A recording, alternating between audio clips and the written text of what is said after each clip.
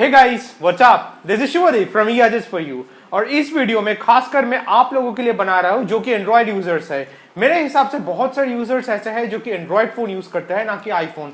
तो ये वीडियो उन लोगों के लिए है। इस वीडियो में मैं ये बताऊंगा कि कौन कौन सा चीज है जो आप गलत यूज कर रहे हो अपने एंड्रॉइड फोन में, और कुछ टिप्स और ट्रिक्स भी दूंगा जिसको यूज करके आप अपने एंड्रॉइड फोन्स को और ठीक तरीके से यूज कर सकते हो और उसका लाइफ और परफॉर्मेंस और एनहांस कर सकते हो। तो without further edu let's get started.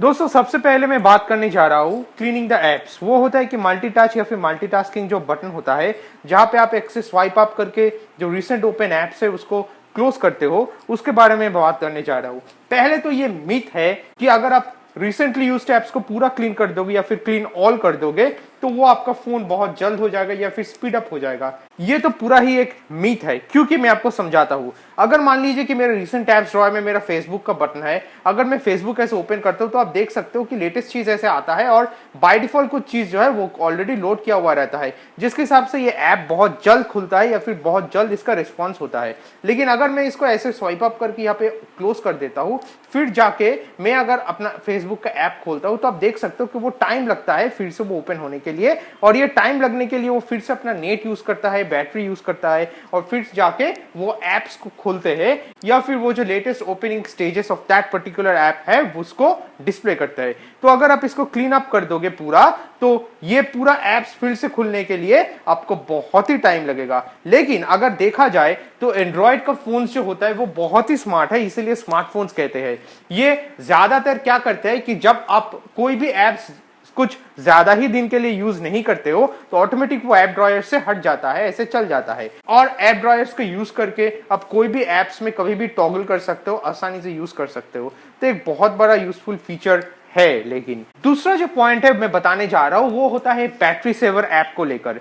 जैसे कि आप देख सकते हो कि 60% यूजर शायद बैटरी सेवर ऐप यूज करते हैं और उम्मीद ये रहते हैं कि बैटरी सेवर यूज करने से आपका बैटरी का जो जूस है वो एक्स्ट्रा मिल जाता है आपको।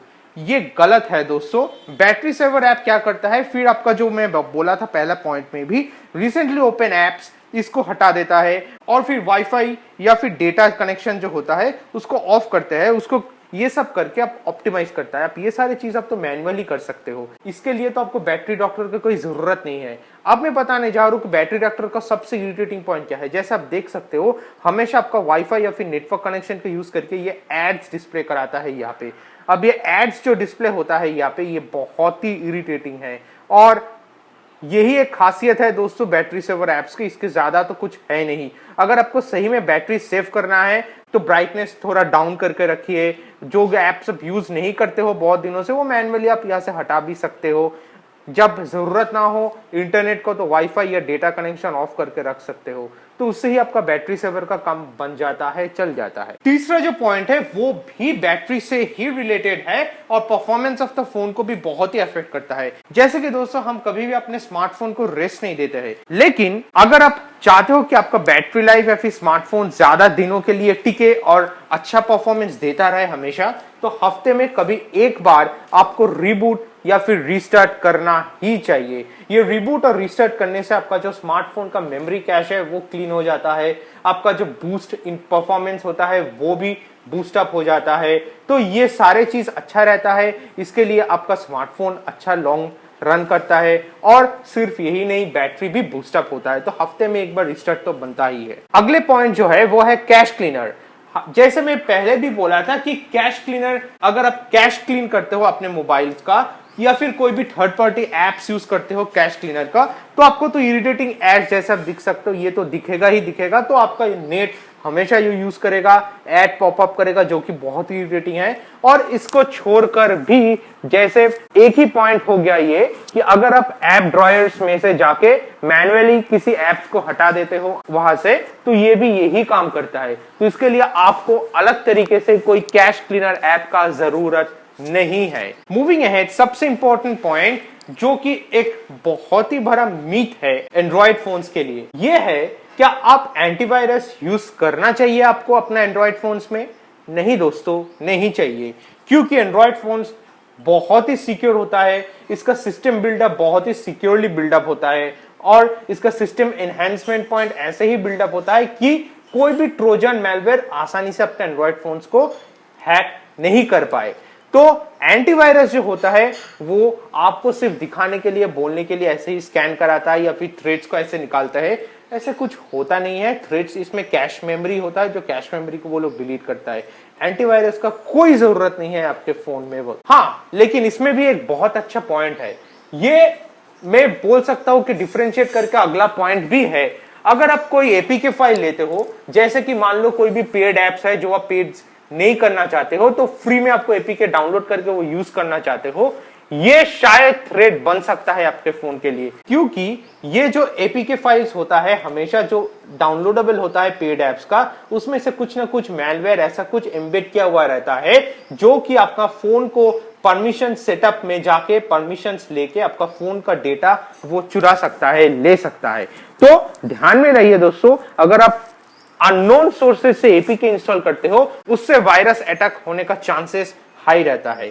लेकिन हाँ, अगर आप एक ऐप डेवलपर्स हो, एंड्रॉइड ऐप डेवलप करते हो, तो हाँ आपको एपीके इंस्टॉल करना ही पड़ेगा, क्योंकि जब आप ऐप डेवलप करते हो तो ऐप को टेस्ट करने के लिए एपीके इंस्टॉल ही करना पड़ता है अपने एंड्रॉइड फोन में। तो क्योंकि वो खुद डेवलप किए हो आप, या फिर आपका कोई ट्रस्टेड डेवलपर ने डेवलप किया है, तो वो एपीके इंस्टॉल करने में कोई दिक्कत नहीं होता है। अगला जो पॉइंट है वो भी बहुत इंपॉर्टेंट और बहुत ही महत्वपूर्ण पॉइंट्स है, वो है ऐप परमिशंस। अगर आपके फोन में सेटिंग्स में जाके ऐप परमिशंस में जाके आप देखोगे, तो आपका जो फोन है, खास करके मान लीजिए ये फोन्स जो है, तो बहुत सारा एप्स ऐसा है जो परमिशन ले लेता है आपका। जैसे मान लीजिए आपका एंटीवायरस अगर रहे, यहाँ पे AnTuTu बेंचमार्क रहे, B612 जो कि बहुत ही यूज्ड अप एक एप्स होता है आज, ये सब एप्स का कोई जरूरत नहीं है आपको फोन को एक्सेस करने के लिए। ये सिर्फ इसलिए होता है कि ये कुछ ना कुछ डेटा आपके फोन से रिस्टोर करता है, लेता है और ये डेटा सेल करता है।